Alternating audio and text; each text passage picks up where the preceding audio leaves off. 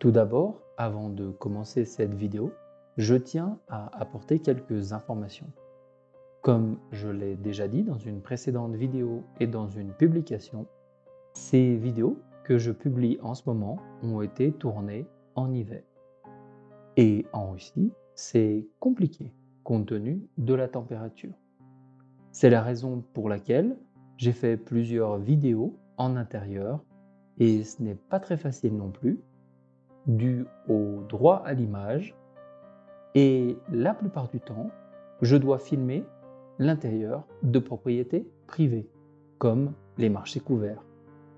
Alors, selon la loi russe, il est possible de filmer ce type de lieu sans autorisation spéciale, car c'est considéré comme un lieu public.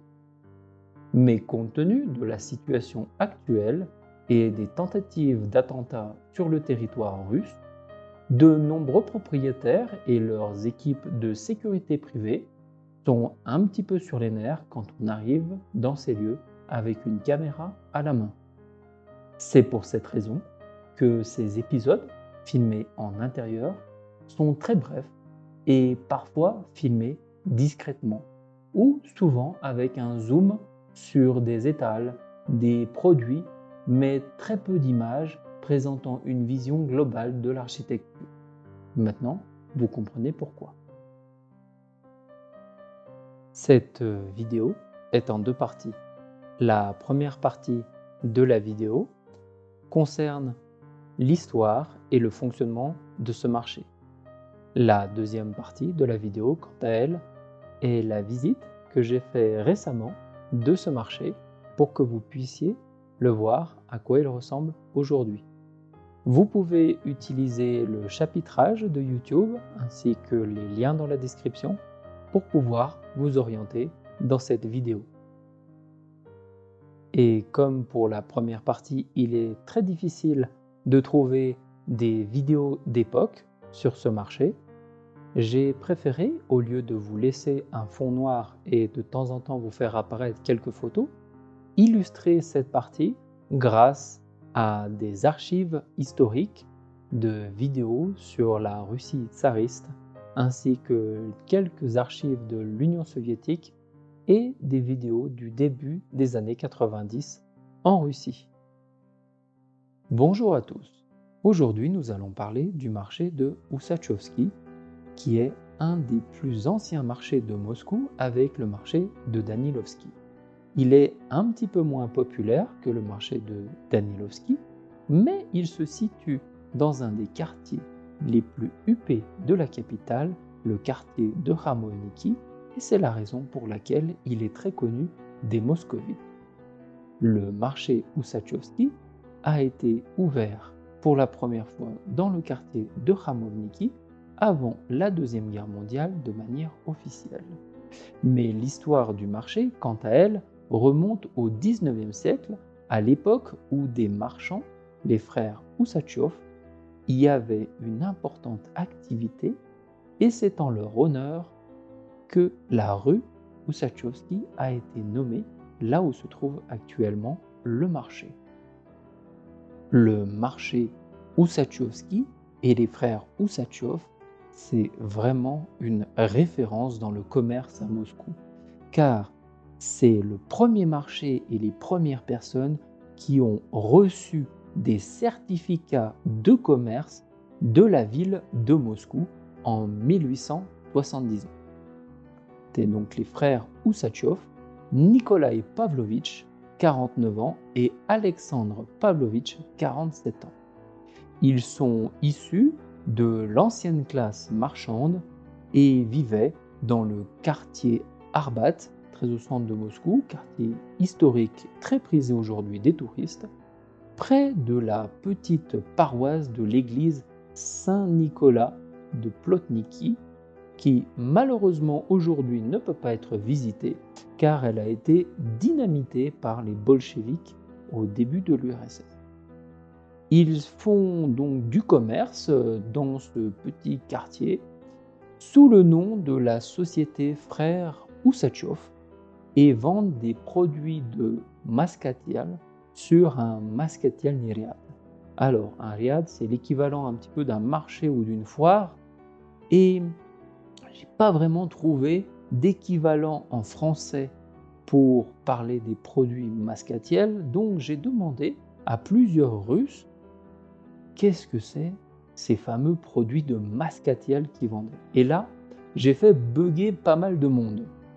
Donc, j'ai fait de longues recherches et après quelques recherches, je dois dire, assez longues, j'ai compris qu'il s'agissait en réalité de produits chimiques et de différents accessoires, parmi lesquels on peut citer des produits ménagers chimiques, des engrais, des fortifiants pour la croissance des plantes, des pesticides, des articles sanitaires et hygiéniques, des adhésifs, du savon, du détergent, du combustible d'éclairage, lubrifiant, cirage pour chaussures, matériel de meulage, de polissage, d'abrasif, articles de peinture, de vernis, des pinceaux, bref, une droguerie plus plus.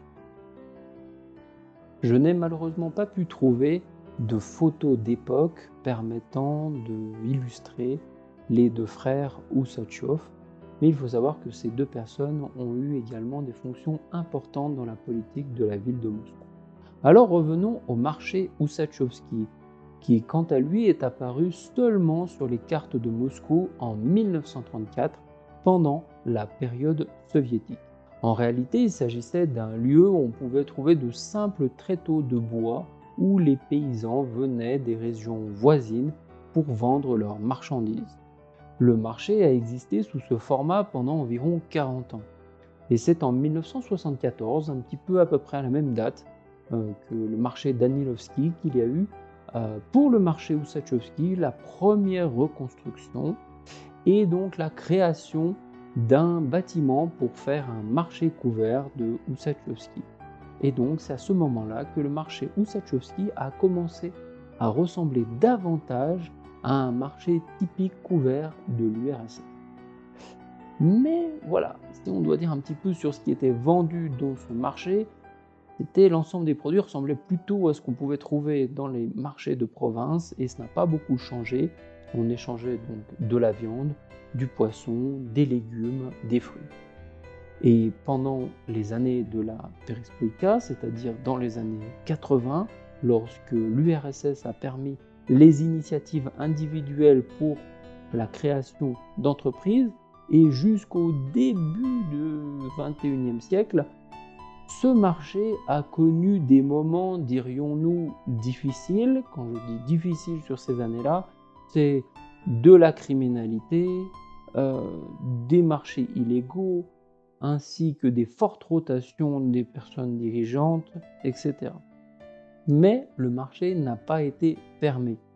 Et une nouvelle page de l'histoire de ce marché a été ouverte en 2012, un petit peu encore une fois en parallèle à l'histoire du marché de Danilovski, lorsque l'intérieur du marché et la façade du marché de Oussatchovski a été intégralement rénové. Et c'est en 2017 que le marché Oussatchovski a connu littéralement une renaissance.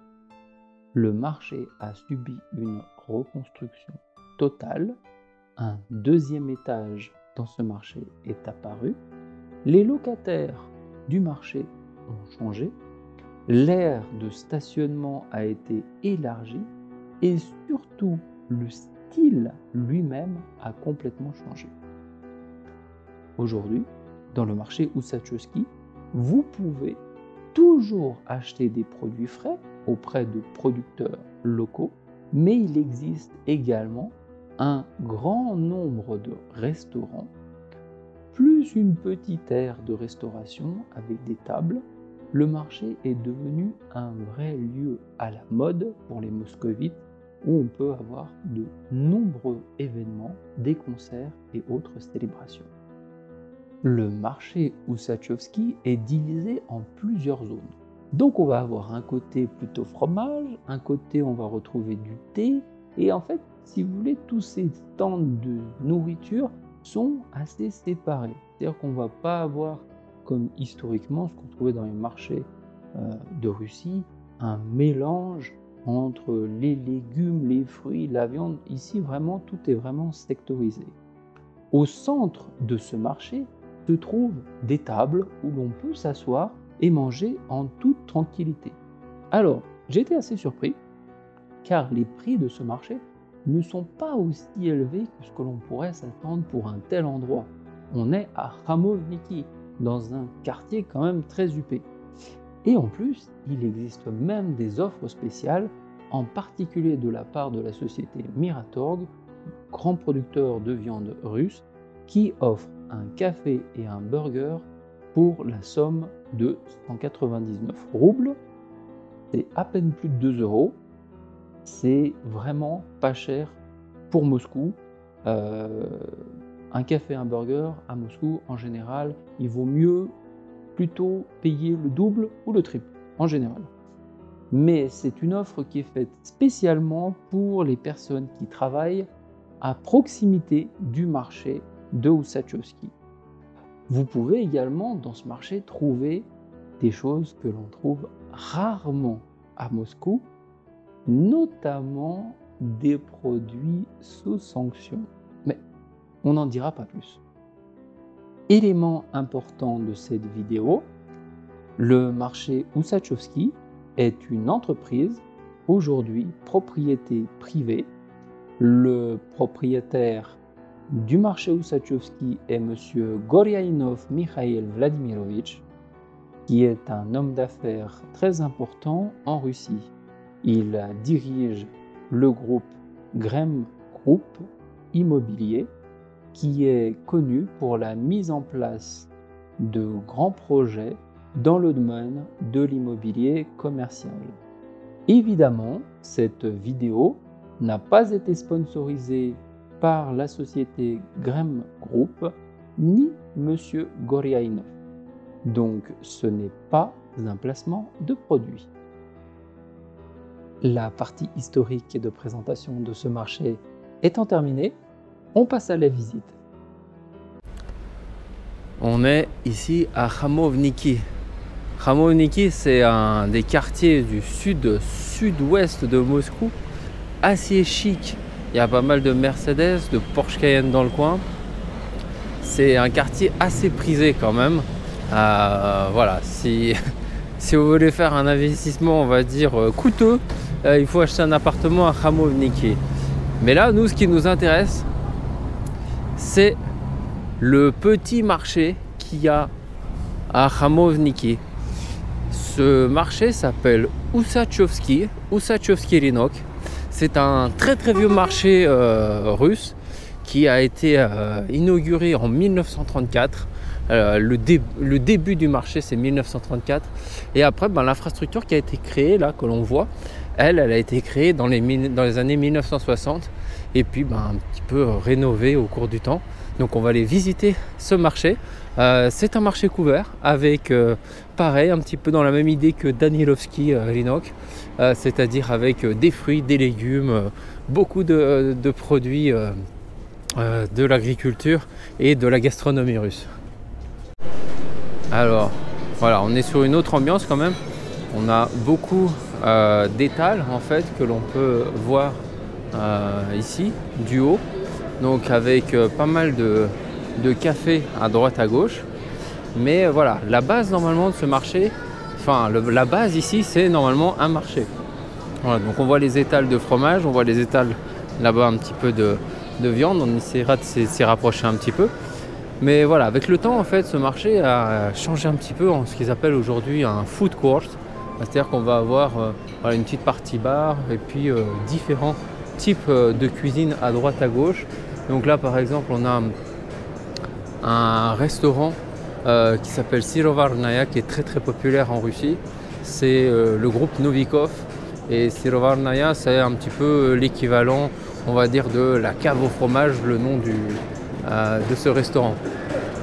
Et le reste c'est pas mal de bars, de restaurants, de différentes cultures. Et en bas, voilà, sur la partie inférieure, on va retrouver donc la partie marché où on peut effectivement acheter ses fruits, ses légumes, ses produits frais. Voilà. Donc c'est assez tendance à Moscou, ce format. Ça a été, voilà, c'est pas le format d'origine.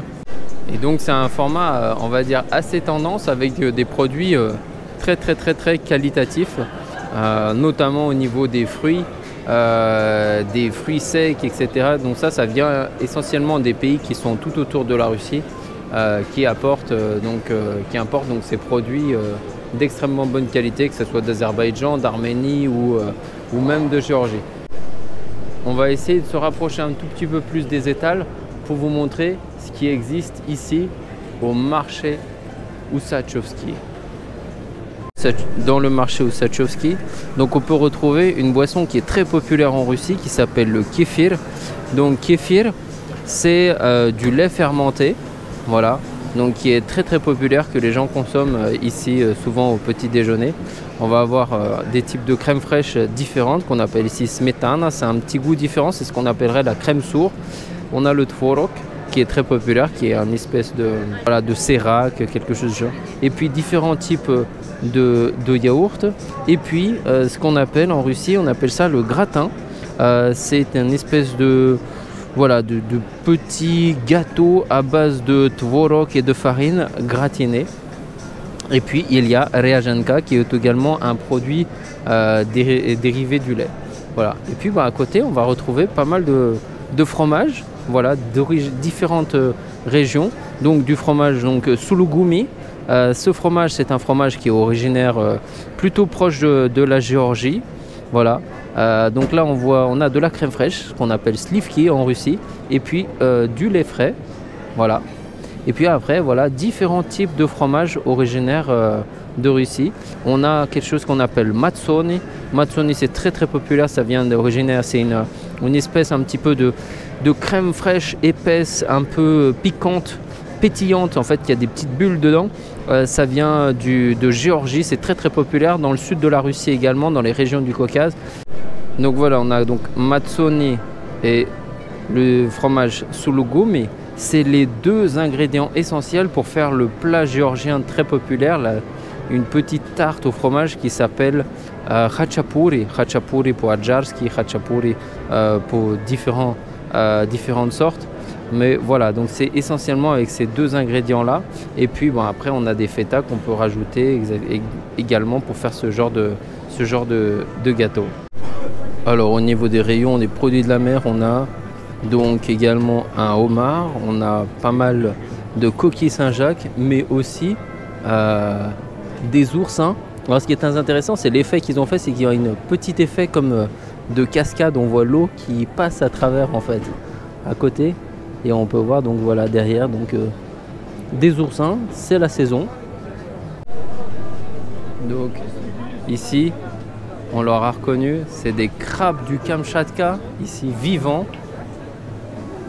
que l'on peut sélectionner et pouvoir manger ici dans ce restaurant. Ou alors tout simplement les acheter pour les emmener chez soi, déguster en famille. Donc là ici on a différents types de conserves qui sont faits avec du crabe, de la viande de crabe, donc du crabe du Kamchatka. Donc ça c'est vraiment très typique. On peut également en trouver en France à des prix assez exorbitants, mais ici, même si le prix est cher quand même pour la Russie, le prix est quand même beaucoup plus accessible qu'en France. Voilà, donc en fait on a différents et en même temps donc du poisson et ici donc ici ça c'est du caviar noir malasol. Voilà, et donc le reste c'est des différents types de poissons. On peut avoir du poisson qui est comme du saumon qui est fumé ou d'autres types de poissons de rivière qui sont fumés également. Alors on peut également trouver ici donc du poisson frais et ici donc on va trouver donc des dorades, du loup de mer, mais également du saumon. Alors après les autres je pourrais pas vous dire, il y aura sans doute de la morue ou d'autres produits. Et voilà, donc ça c'est des produits qui sont possibles d'acheter frais tous les jours dans ce marché. Donc voilà, si on veut examiner exactement du caviar noir de très bonne qualité, on peut le trouver ici. Donc c'est essentiellement du caviar noir de la région d'Astrakhan, du sud de la Russie. C'est une région très populaire pour le caviar, mais on va également trouver du caviar noir d'origine d'Azerbaïdjan. Voilà, parce que l'Azerbaïdjan, c'est aussi un producteur de caviar noir. Alors ici, on peut trouver quand même beaucoup de choses originaires de France et d'Espagne. Regardez, je suis sûr qu'il y a des marques que vous allez reconnaître. Hein, paysan breton, beurre doux, beurre de micelle, du chavroux, du caprice des dieux. Regardez, un camembert rustique. Voilà, camembert même issu de Carrefour, on peut voir. Mais on peut voir trouver ici du brie. Beaucoup de fromages de France. On peut même trouver des Babybel. Voilà, pour ceux qui veulent du Babybel, il y en a ici. Et puis ici on va trouver voilà, des fromages un petit peu plus voilà, français typiques. On a du Roquefort et puis un fromage équivalent Roquefort mais pasteurisé qui s'appelle le Saint-Agur. Voilà. Et pas mal donc de fromages d'origine d'Espagne. Aussi toute une partie charcuterie d'Espagne. Voilà, ici. Et puis là on va retrouver même du foie gras du sud-ouest de France. Voilà. Donc on a beaucoup de choix. Et ici, qu'est-ce qu'on retrouve? De la confiture Bonne Maman en vente. Voilà, du sirop d'agave en français. Il y a énormément de choses qui viennent de France et d'Italie. C'est vraiment incroyable de voir tout ça ici. On a même de la confiture de châtaigne d'Italie. Voilà, et plein de petites confitures italiennes. Voilà, donc c'est en dégustation. On a de l'huile d'olive bio. Et puis des huiles d'olive à la truffe également ici, avec de la truffe qui est en vente et du sel de truffe. Équivalent un petit peu comme du jambon espagnol qui est détaillé sur place, voilà, et que l'on peut emporter. Donc l'équivalent aussi des petits biscuits italiens que l'on peut prendre ici au détail. Alors dehors il fait moins 15, mais au marché Ussachowski, on manque absolument pas de fruits et de légumes. Alors bien sûr, c'est beaucoup de fruits et de légumes qui viennent des pays environnants, de la Turquie, d'Azerbaïdjan ou d'autres. Mais il y a énormément de choix, la quantité est énorme. Donc on a bien évidemment quelque chose qui est plus de saison comme des pommes de terre ou de l'oignon et des carottes. Mais on a énormément de produits, voilà, exotiques qui sont aussi ici en exposition, avec bien évidemment beaucoup de tomates de très bonne qualité, puisque c'est des tomates en général d'Azerbaïdjan ou d'autres régions. Et puis là, c'est la saison, donc on va avoir énormément de grenades en haut qui sont voilà, exposées ici. Alors si on vient ici au marché Ussachowski, on peut trouver tout ce qu'il faut au niveau des fruits secs. Donc on va avoir aussi bien des pruneaux, aussi bien des abricots, mais voilà, différentes choses. Ici, on a de la noix de pécan, effectivement. Voilà, et on a voilà, des amandes, des noisettes, on a tout ce qu'il faut ici. Et c'est très très populaire dans les marchés russes de trouver énormément de produits de fruits secs. Et donc voilà, on termine ici. C'est nos petites séries de vidéos sur les marchés russes. Ceux qui sont un peu spécialisés dans la gastronomie et l'alimentaire. Donc voilà, pour montrer qu'en fait en Russie il n'y a pas simplement des supermarchés, malgré le fait que pendant l'Union soviétique c'était assez populaire de faire des univermag. Eh bien il y avait pas mal de marchés couverts pour permettre aux petits producteurs quand même de pouvoir faire leur commerce et de pouvoir vendre tout ça. Voilà, dans ce type de marché qui continue à l'heure d'aujourd'hui de fonctionner. Alors bien évidemment sous un autre régime, puisqu'aujourd'hui on est plus dans quelque chose qui relève ce qu'on appelle du food court en anglais, donc comme une espèce de grande place avec plusieurs restaurants. Mais on peut venir ici pour découvrir quelques petites particularités de la cuisine et de la gastronomie russe, mais également aussi des produits originaires d'Asie, d'Asie centrale, d'Asie mineure, puisqu'on va retrouver pas mal de produits ici originaires d'Ouzbékistan, de Tadjikistan, mais aussi de Turquie. Cette vidéo sur le marché Ussachowski touche à sa fin et clôt cet épisode sur les marchés de Moscou. Merci de votre attention.